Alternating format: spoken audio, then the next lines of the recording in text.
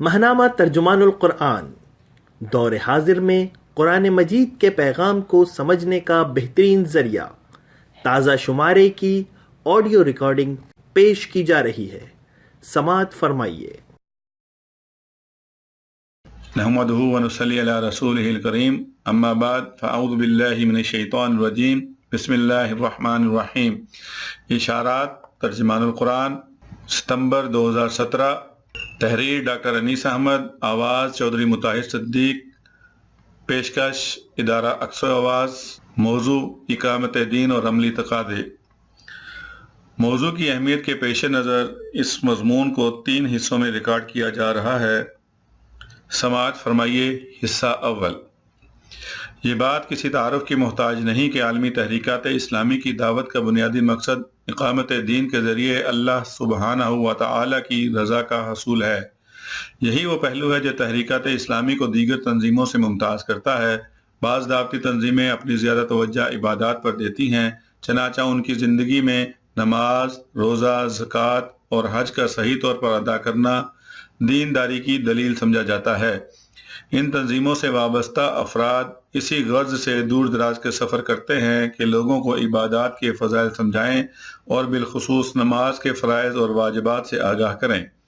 ان کی یہ خدمات قابل قدر اور دین کی اقامت کی کوشش کا ایک اہم ابتدائی حصہ ہیں۔ لیکن کیا اقامت دین کی جد و جہد کی ابتدا اور انتہا بس یہی ہے؟ قرآن پاک کی تعلیمات اور اسوہ رسول صلی اللہ علیہ وسلم کی روشنی میں اس پہلو کا سمجھنا بہت ضروری ہے۔ خصوصیت سے موجودہ عالمی حالات اور اسلام کے باب میں مغربی اور خود مسلم دنیا میں مغربی فکر کے زیر اثر سوچنے والے دانشوروں اور نشری اداروں کے اسلام میں دین و دنیا اور مذہب و ریاست کے تعلق کے بارے میں فکری اور سیاسی یلغار کی روشنی میں کچھ عناصر اپنی سادگی میں اور کچھ دوسرے مقاصد سے دین کو مسجد، مدرسہ اور گھر کے دائرے میں محدود کرنے کی خدمت انجام دے رہے ہیں۔ ان کا ہدف اسلام کا وہ تصور ہے جو زندگی کی تمام وسعتوں پر حاوی ہے۔ کچھ عناصر کوشش کرتے ہیں کہ تحریکات اسلامی کے تصور اقامت دین کی اصطلاح کو دین کی سیاسی تعبیر قرار دے کر اس سے اپنی برت کا اظہار کریں۔ کچھ اخلاص سے دین کو ایک محدود دائرے میں محصور کر رہے ہیں اور دوسرے پوری ہوشیاری کے ساتھ دین کو اجتماعی زندگی سے خارج کرنا چاہتے ہیں۔ فریضہ اقامت دین۔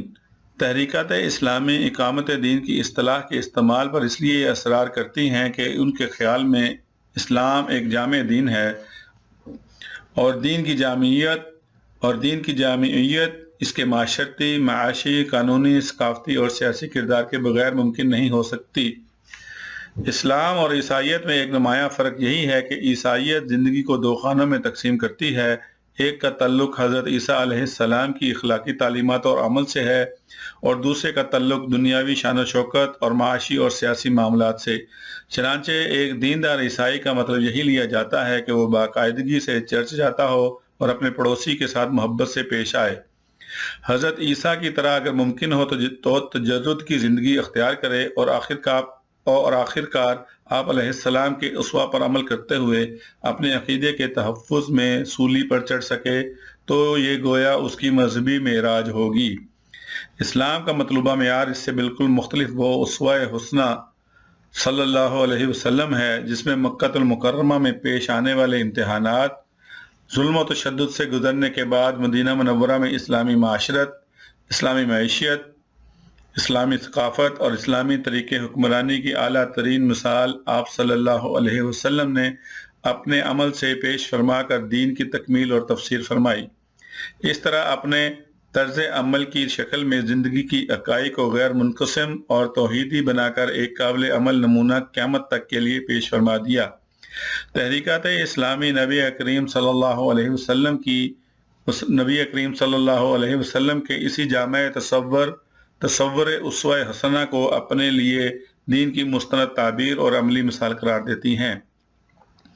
اس بنا پر ان کے کارکنان راتوں کی تنہائی میں اپنے رب کے حضور گڑ گڑا کر مدد کی درخواست کرتے ہیں اور دن کی روشنی میں اسوہ نبوی صلی اللہ علیہ وسلم کی پیروی کی کوشش کرتے ہیں۔ پھر اقامت صلاۃ، اقامت زکوٰۃ، امر بالمعروف اور نہی عن المنکر کے ساتھ اللہ تعالیٰ کی مقرر کردہ حدود کی حفاظت اور ان کے نفاذ و قیام اور انسانی معاشرے میں عدل و انصاف کے قیام کو دین کا لازمی عنصر سمجھتے ہیں۔ سوال کیا جاتا ہے کہ اقامت دین کی اصطلاح کہاں سے آ گئی؟ ہم نے بچپن سے ارکان اسلام کے نام سے کلمہ شہادت، نماز، روزہ، زکوٰۃ اور حج کے بارے میں تو سنا ہے کہ یہ دین کے ارکان ہیں۔ یہ بھی سنا ہے کہ بعض فقہا جہاد کو چھٹا رکن کہتے ہیں، لیکن یہ اقامت دین کا تصور کہاں سے آ گیا؟ نہ صرف یہ بلکہ یہ بھی کہا جاتا ہے کہ اسلام تو دیگر مذاہب کی طرح ایک مذہب ہے اور ظاہر ہے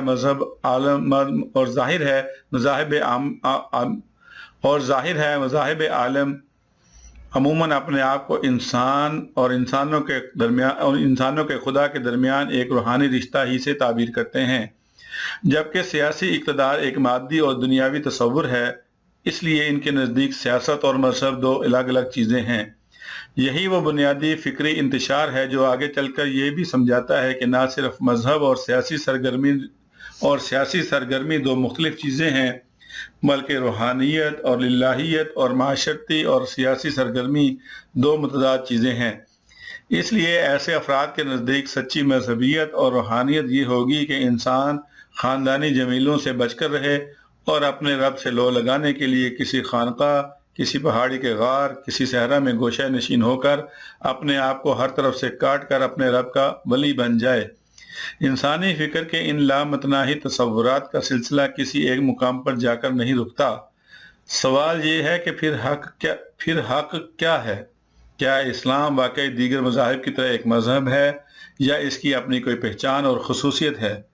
قرآن کی زبان میں اسلام اپنے آپ کو مذہب کی جگہ دین قرار دیتا ہے۔ ان الدین عند اللہ الاسلام، سورہ آل عمران۔ اس کے ساتھ ہی اپنے بارے میں ایک حرکی تصور دیتا ہے کہ یہ انسان کو تاریکی سے نکال کر نور میں لے آتا ہے۔ اس بنا پر ہم اسلام کو توحید کے قیام کی تحریک کہتے ہیں۔ اقامت دین کا مفہوم۔ اقامت کا لفظ جب کسی ٹھوس چیز کے لیے بولا جائے، اس کے معنی سیدھا کر دینے کے ہیں۔ قرآن مجید میں کہا گیا، سورہ کہف میں، یرید ان ینقض فاقامہ، دیوار ایک طرف جھک گئی تھی اور گرا چاہتی تھی تو اسے سیدھا کر دیا۔ اور جب معنوی اشیاء کے لیے بولا جائے تو اس کا معنی مفہوم کا پورا حق ادا کرنے کے لیے آتا ہے۔ امام راغب الاصفہانی اقامت الشیء کے معنی کسی چیز کا پورا حق ادا کرنے کے بیان کرتے ہیں اور قرآن سے دو مثالیں وضاحت کے لیے پیش کرتے ہیں۔ سورہ المائدہ آیت نمبر 68 ترجمہ: صاف کہہ دو کہ اے اہل کتاب، تم ہرگز کسی اصل پر نہیں ہو جب تک کہ تورات اور انجیل اور ان دوسری کتابوں کو قائم نہ کرو جو تمہاری طرف تمہارے رب کی طرف سے نازل کی گئی ہیں۔ ضرور ہے کہ یہ فرمان جو تم پر نازل کیا گیا ہے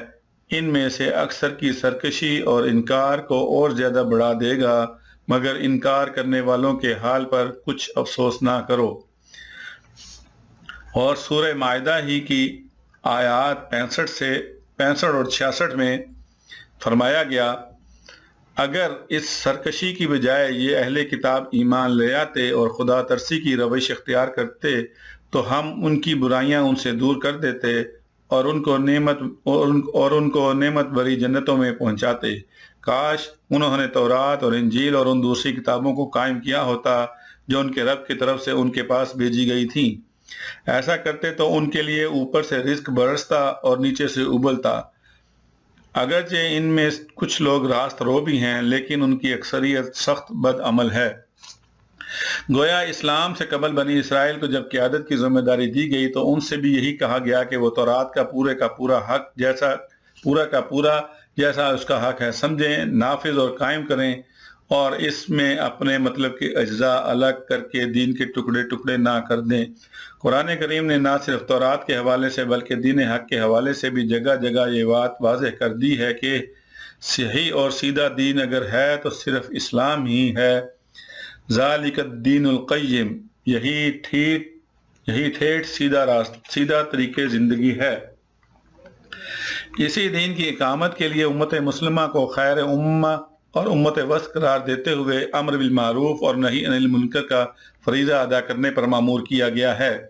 یہ کام جہاں اجتماعیت، نظم و ضبط اور تحریک کے بغیر عقلاً ممکن نہیں، وہاں اولیاً تحریک اسلامی کی تاریخ بھی یہی بتاتی ہے کہ نبی کریم صلی اللہ علیہ وسلم نے اقامت دین کی جدوجہد کے لیے جن تربیت یافتہ اصحاب کی ٹیم کو تیار کیا، ان سب نے اجتماعی طور پر مدینہ منورہ میں وہ نظام قائم کیا جس نے عدل، توازن، عبودیت اور حاکمیت الہی کی قرآنی تعلیمات و احکام کو اور قرآنی حدود و تعزیرات کو عملاً قائم کر کے دین کے کامل اور قابل عمل ہونے کو قیامت تک کے لیے جیتی جاگتی مثال بنا دیا۔ سادہ الفاظ میں اقامت دین کا مفہوم اسلامی عبادات کے ساتھ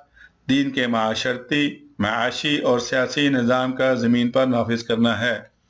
اقامت دین کی حکمت۔ سوال یہ پیدا ہوتا ہے کہ اگر اقامت دین کا مطلب پورے کے پورے دین کو قائم کرنا ہے، جسے اس دور میں بظاہر بدنام کرنے کے لیے مغرب میں سیاسی اسلام کے نام سے پکارا جاتا ہے،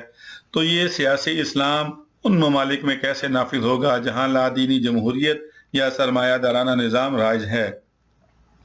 قرآن کریم میں اقامت دین کے لیے امت مسلمہ کو ذمہ داری دیتے ہوئے یہ بات بھی واضح کر دی گئی ہے کہ امت کی جواب دہی ہمیشہ بقدر استطاعت ہوگی۔ اگر مسلمان کسی اکثریتی ملک میں جہاں اہل ایمان کو یہ آزادی ہے کہ وہ نہ صرف اپنے گھریلو، معاشی، معاشرتی، ثقافتی معاملات بلکہ سیاسی معاملات میں ایسے افراد کو ذمہ داری پر مامور کریں جو اللہ تعالیٰ کے احکامات کے پابند ہوں اور ان کے نفاذ کے لیے کوشاں ہوں، لیکن وہ لوگ اگر ایسا نہ کریں تو اس دنیا میں اور آخرت میں بھی ان سے دین کی اقامت نہ کرنے پر احتساب نہ صرف عقل کا مطالبہ ہے بلکہ قرآن کے واضح احکام کی شکل میں پایا جاتا ہے۔ اگر مسلمان کسی ایسے ملک میں ہوں جہاں وہ مذہبی آزادی کے اصول کی بنا پر دین کے ایک حصے پر عمل کر سکتے ہوں اور بغیر کسی روک ٹوک کے دین کی دعوت بھی پیش کر سکتے ہوں، لیکن تبدیلی اقتدار ان کے اختیار میں نہ ہو، تو اقامت دین کے حوالے سے ان کی ذمہ داری اور آخرت میں جواب دہی اسی حد تک ہوگی جتنا انہیں عمل کرنے کی آزادی حاصل ہے۔ لیکن اس تناظر میں انہیں یہ حق حاصل نہیں ہوگا کہ وہ مقامی صورتحال کے پیش نظر دین کی منمانی تعبیر کرتے ہوئے اس کے سیاسی، معاشی اور قانونی تعلیمات کے منکر ہو کر دین کو صرف انفرادی زندگی تک محدود کر کے عیسائیت کی طرح ایک روحانی مذہب بنا دیں۔ یہ تو اللہ کے دین کے ساتھ مذاق اور عملی بغاوت ہوگی۔ البتہ دین کو اس کی جامعیت کے ساتھ تسلیم کرتے ہوئے حالات کی روشنی میں عمل کریں اور دعوت و تبلیغ کے ذریعے اپنی بساط بھر کوشش کرتے ہیں تو یہ صراط مستقیم سے قریب تر ہوگا۔ دین جیسا ہے ویسا ہی رہے گا، ہاں اس کے بعد مطالبات زمان و مکان کی قید کی بنیاد پر اس وقت تک نافذ نہیں ہوں گے جب تک ان کے نفاذ کی قوت ہاتھ میں نہ آ جائے۔ اس معاملے میں قرآن کریم نے تکلیف کے اصول کو بڑے واضح الفاظ میں سورہ بقرہ میں اس طرح بیان فرما دیا: لا تکلف نفس الا وسعها، مگر کسی پر اس کی وسعت سے بڑھ کر بار نہ ڈالنا چاہیے۔ یہ آیت ہمیں یہ اصول سمجھاتی ہے کہ انسان کس حد تک ذمہ دار اور جواب دہ ہے۔ اس کی جواب دہی بھی انہی معاملات میں ہے جن میں انہیں اختیار ہے۔ اس لیے یہ ساری بحث کہ امریکہ میں یا یورپ میں اقامت دین کیسے ہوگی، دین کے بنیادی حقائق کو صحیح طور پر نہ سمجھنے سے پیدا ہوتی ہے۔ دین بہت سادہ، عملی اور عقلی ہے۔ گویا اقامت دین سارے کے سارے دین کی تعلیمات کی دعوت اور نفاذ کا نام ہے، لیکن اگر ایسی صورتحال ہو کہ بعض احکام پر مکمل عمل امکان اور اختیار سے باہر ہو تو جس حد تک عمل ہو سکتا ہے اس کا اہتمام وہی دین کا مطالبہ ہوگا۔ مثلا ایک شخص طاقتور مومن ہو لیکن اسے زنجیروں سے اس حد تک باندھ دیا جائے کہ وہ صرف رکوع کر سکتا ہو، سجدہ نہ کر سکتا ہو، تو کیا وہ اس بنا پر نماز ترک کر دے گا، یا رکوع کرنے کے بعد جس حد تک وہ جھک سکتا ہے جھکے گا اور وہی اس کا سجدہ شمار کیا جائے گا، اور اس طرح ادا کی گئی نماز اور ایک آزاد فرد کی نماز کی ادائیگی میں کوئی تفریق نہیں کی جائے گی، کیونکہ رب کریم کو علم ہے کہ اس کا بندہ مجبور ہے اور اسی حد تک جسم کو جھکا سکتا ہے جتنا قید و بند میں ممکن ہے۔ اقامت دین کے لیے تمام موجود ذرائع کا استعمال کرنا اور دین کی تعلیمات کو بغیر کسی کمی بیشی کے بہترین انداز میں پیش کرنا وہ اہم فریضہ ہے جس کے لیے اللہ سبحانہ و تعالی نے امت مسلمہ کو پسند فرمایا ہے۔ امت مسلمہ کے لیے اس ذمہ داری پر مقرر کیا جانا ایک ایسا اعزاز ہے جس کا شکر کرنا اس پر فرض ہے، اور یہ شکر صرف اپنے تمام وسائل کو، وہ مادی ہوں، عقلی اور ذہنی ہوں یا تنظیمی ہوں، حتی المقدور استعمال کر کے ہی ادا کیا جا سکتا ہے۔ بنی اسرائیل کو جب دنیا میں اللہ تعالیٰ کی بھیجی ہوئی کتاب شریعت کو قائم کرنے پر مأمور کیا گیا اور انہوں نے اقامت دین کی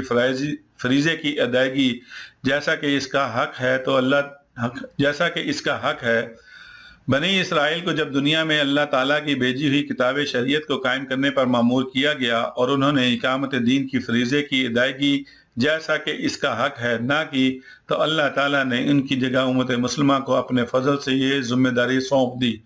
قرآن کریم اپنے سے پہلے کے الہامی مذاہب کا حوالہ دیتے ہوئے کئی مقامات پر وضاحت سے بیان کرتا ہے کہ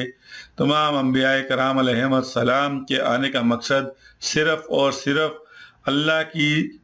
زمین پر اللہ کے نظام کا قائم کرنا یا اقامت دین تھا۔ سورہ مائدہ میں فرمایا گیا، کاش انہوں نے تورات اور انجیل اور ان دوسری کتابوں کو قائم کیا ہوتا جو ان کے رب کی طرف سے ان کے پاس بھیجی گئی تھیں، ایسا کرتے تو ان کے لیے اوپر سے رزق برستا اور نیچے سے ابلتا۔ یہ ترجمہ ہے سورہ مائدہ کی آیت نمبر 66 کا۔ تورات اور انجیل کے قائم کرنے یا احکاموں کا واضح مطلب ان کتابوں کو تباہ کر کے لوگوں میں تقسیم کر دینا یا ان کو خوش الہانی سے نہیں پڑھنا، بلکہ ان احکامات کو نافذ کرنے کے لیے قوت نافذہ کا استعمال کرنا تھا۔ یہی وجہ تھی کہ اللہ تعالیٰ نے حضرت داؤد علیہ السلام اور حضرت سلیمان علیہ السلام کے حوالے سے اس قوت نافذہ کو واضح الفاظ میں اپنے کلام عزیز میں بیان فرما دیا۔ سورہ صاد آیت 26 ترجمہ، اے داؤد، ہم نے تجھے زمین میں خلیفہ بنایا ہے، لہٰذا تو لوگوں کے درمیان حق کے ساتھ حکومت کر اور خواہش نفس کی پیروی نہ کر کہ وہ تجھے اللہ کی راہ سے بھٹکا دے گی۔ یہاں حضرت داؤد علیہ السلام سے جو واضح طور پر بات کی گئی ہے وہ نہ صرف انہیں خلافت پر مأمور کرنا ہے، بلکہ قانونی معاملات میں با اختیار حاکم اور قاضی کی حیثیت سے حق پر مبنی فیصلے کرنے کے ذریعے اقامت دین کرنا ہے۔ اسی سورہ میں آگے چل کر حضرت سلیمان علیہ السلام کی وہ دعا بیان کی گئی ہے جس میں وہ اقامت دین کے لیے ایک ایسی سلطنت کی خواہش کرتے ہیں جو بے مثال ہو۔ قال رب اغفر لی وہب لی ملکا لا ينبغی لأحد من بعد انک انت الوہاب۔ سورہ 7 آیت نمبر 35، اے میرے رب مجھے معاف کر دے اور مجھے وہ سلطنت ملکن دے جو میرے بعد کسی کے لیے سزاوار نہ ہو، بے شک تو ہی اصل داتا ہے۔ قرآن کریم عیسائیت اور یہودیت کے اس ذہن کی تردید کرتا ہے جس میں قانون اور روحانیت کو دو خانوں میں تقسیم کرنے کے بعد قانون کو بادشاہت کے لیے اور روحانیت کو اہل اللہ کے لیے مخصوص کر دیا گیا، اور یہی تصور صدیاں گزرنے پر نہ صرف یہود و نصارہ بلکہ خود مسلمانوں کے کچھ طبقات کے ذہنوں میں خصوصاً سامراجی غلامی کے دور میں جاگزی کر دیا گیا۔ اور اس پر مزید ایک ظلم یہ کیا گیا کہ شریعت کے ایک بڑے حصے کو شریعت سے الگ کر کے خالص روحانیت کے نام سے تصور طریقت ٹھہرا کر مشہور کر دیا گیا۔ قرآن کریم جب اقامت دین کا حکم دیتا ہے تو وہ عبادت، تزکیہ، حب الہی، اطاعت رسول صلی اللہ علیہ وسلم، ادائیگی حقوق اللہ و حقوق العباد، اجتماعی اصلاح، قیام عدل و احسان میں تو کوئی تقسیم نہیں کرتا، بلکہ سب کے سب مجموعے کو دین القیم کا نام دیتا ہے۔ سورہ بینہ کی آیت نمبر 5 میں فرمایا گیا، وَمَا أُمِرُوا إِلَّا لِيَعْبُدُوا اللَّهَ مُخْلِصِينَ لَهُ الدِّينَ حُنَفَاءَ وَيُقِيمُوا الصَّلَاةَ وَيُؤْتُوا الزَّكَاةَ وَذَلِكَ دِينُ الْقَيِّمَةِ، اور ان کو اس کے سوا کوئی حکم نہیں دیا گیا تھا کہ اللہ کی بندگی کریں، اپنے دین کو اس کے لیے خالص کر کے بالکل یکسو ہو کر، اور نماز قائم کریں اور زکوٰۃ دیں، یہی نہایت صحیح و درست دین ہے۔ اس مختصر آیت مبارکہ میں اللہ سبحانہ و تعالیٰ نے دین کے جامع تصور کو توحید اور اس کے دو مظاہر اقامت صلاۃ اور اقامت زکوٰۃ کے ساتھ مربوط اور واضح فرمایا ہے، یعنی یکسو ہو کر اللہ کی بندگی کا پہلا مرحلہ اقامت صلاۃ کا ہے جو اقامت دین کی اولین شرط ہے، اولین شکل ہے۔ گویا محض نماز کا پڑھنا نہیں کہ بعد فقط نماز ادا کر لی گئی یا رات کی تنہائی میں اللہ کو یاد کر لیا، بلکہ اس نظام عدل کا قیام جس میں نماز فحشاء اور منکرات سے بچانے کا کام کرے۔ 5 وقت اس بات کا اعلان اور اعادہ ہو کہ اللہ کی زمین پر اگر کسی کی حکومت ہے اور ہونی چاہیے تو وہ صرف مالک و خالق کائنات ہی کی ہو سکتی ہے۔ وہی اکبر ہے، وہی اعلیٰ ہے، وہی ہدایت دینے والا ہے، وہی فلاح کا ضامن ہے،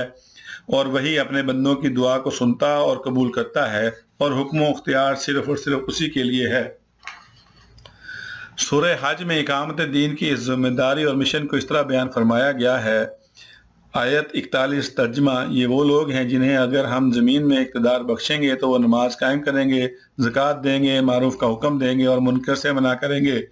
اور تمام معاملات کا انجام کار اللہ کے ہاتھ میں ہے۔ اسی طرح ایک صاحب مال پر فرض کر دیا گیا کہ وہ معاشرے کے ضرورت مند افراد کو ان کا حق دے۔ زکوٰۃ